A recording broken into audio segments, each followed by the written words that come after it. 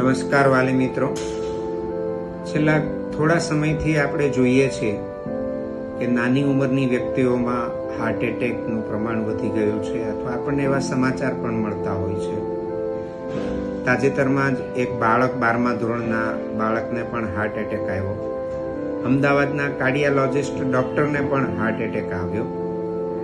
આના ઉપરથી એવું ચોક્કસ થાય છે કે કંઈક વિચારવાની જરૂર છે. જેમ મકાન આપણે નવું લઈએ છીએ અને મકાન જેમ જેમ જૂનું થતું જાય એમ એ મકાન પણ રિપેરિંગ માંગે છે, નળમાં રિપેરિંગ કરવું પડે છે. ટીવી નવું લાવ્યા હોય તો પણ એ જેમ જેમ વપરાશ થતો જાય એમ એને રિપેરિંગ કરવું પડે છે. આપણે ખૂબ મોંઘી ગાડી લઈએ છીએ તો એને પણ આપણે નિયમિત સર્વિસ કરાવીએ છીએ અને આ બધા જ ખર્ચાઓ આપણે ખુશી ખુશીથી કરીએ છીએ સમયાંતરે. પણ જેવું આપણા શરીરની વાત આવે, આપણું શરીરમાં પણ જન્મે ત્યારથી આપણું હૃદય ચાલુ છે, 1 મિનિટ અટકતું નથી.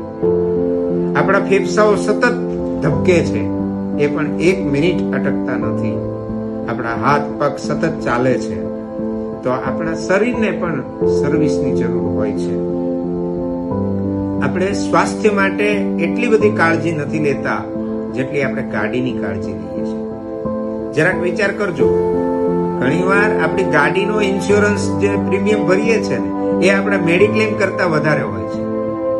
ઘણા વાલીઓ તો અથવા ઘણા બાળકોના તો મેડિક્લેમ જ હોતા નથી, પણ એ બાળક ગાડી લે તો એ ગાડીનો ઇન્સ્યોરન્સ હોય છે પણ શરીરનો ઇન્સ્યોરન્સ નથી હોતો. આથી આજકાલ આપણે સ્વાસ્થ્ય માટે ખૂબ જાગૃત થવું પડે એવી પરિસ્થિતિ આવીને ઊભી રહી છે. બાળકોને હોટલમાં લઈ જઈએ છીએ અને એમને ચોઈસ આપવામાં આવે કે એક બાજુ ખીચડી કઢી છે અને એક બાજુ પિઝા છે, તો બાળકની પસંદગી પિઝા પર જ હોય છે. બાળકને ચાઇનીઝ ફૂડ, મંચુરિયન બહુ ભાવે છે, એટલે કોઈ પણ જગ્યાએ પિઝા, મંચુરિયન, બર્ગર આવું બાળકોને ખૂબ ભાવે છે અને જાણતા અજાણતા આપણે પણ બાળકોને એની જ પસંદગીનો ખોરાક ખાવા દઈએ છીએ. બાળકને રોટલી, શાક, દાળ ભાત, લીલા પાંદડાવાળા શાકભાજી આવું જે ખોરાકમાં અપાવવું જોઈએ એ બાળકો ખાતા નથી અને પરિણામે બાળકોનું સ્વાસ્થ્ય જેવું સ્વસ્થ હોવું જોઈએ એવું હોતું નથી. શાળા તરફથી બાળકોને નાસ્તો આપવામાં આવે છે, એમાં અમે સ્વસ્થતાની પૂરેપૂરી કાળજી રાખીએ છીએ, છતાં પણ કેટલાક વાલીઓ એમાં પણ શંકાની દ્રષ્ટિએ બહારનું ફૂડ માનીને એને આપતા નથી. હાર્ટ એટેક આવે છે પણ જો કાળજી રાખવામાં આવે, ખોરાક આપવામાં આવે, ફૂડ વ્યવસ્થિત બાળકો લે તો વડીલો આ બાળકો મોટા થતા ઘણી બધી બીમારીઓથી બચી શકશે. પૌષ્ટિક ખોરાક આજે બાળકોને મળતો જ નથી. રાજમા, લીલા પાંદડાવાળા શાકભાજી, કઠોળ, ચણા આ બધામાંથી બાળકોને પૌષ્ટિક પ્રોટીન, વિટામિન્સ બધું જ મળે છે.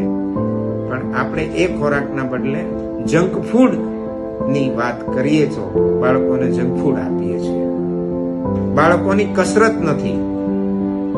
બાળકો શાળાએથી ઘરે આવે છે, ઘરેથી ટ્યુશન જાય છે, ટ્યુશનથી ઘરે આવે છે અને ઘરની અંદર બાળકો મોબાઈલ ની અંદર રચ્યા પચ્યા રહે છે. એ લોકોને રમત ગમત, કસરત જેવું કશું જ નથી.